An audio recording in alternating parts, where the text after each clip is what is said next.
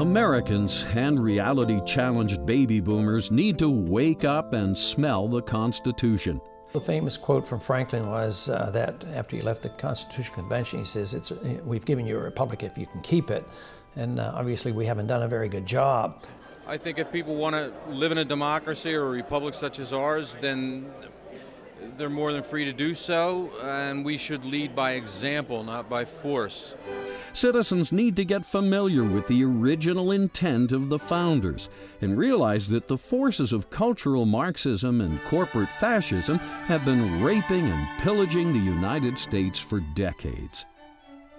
But to realize the dream and keep this magnificent republic alive, all Americans need to do is take 3 steps. 1. Disconnect from all sources of cultural Marxist propaganda, media, and lifestyles. 2.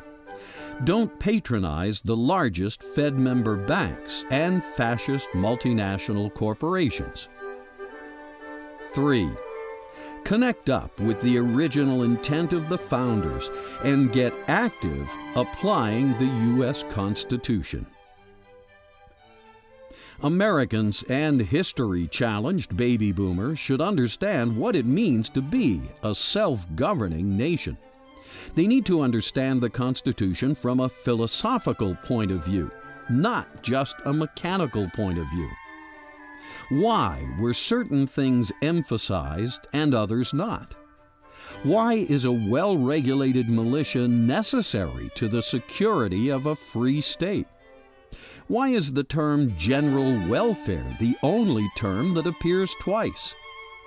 What principles lay behind the Constitution and why?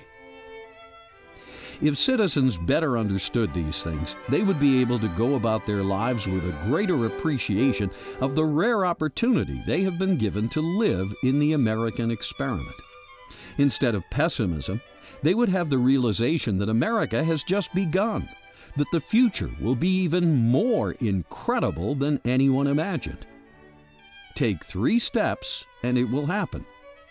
Yes, the cultural Marxists in the media and the universities will scream and dramatize. Yes, the corporate fascists that dominate American industry and global commerce will threaten and flail.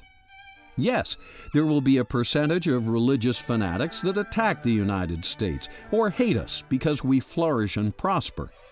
And yes, there will always be secular robots and iconoclasts that hate traditional values and deny America was populated by Christians or influenced by biblical principles. But the founders somehow knew all this, for they had studied thousands of years of history and countless failed civilizations.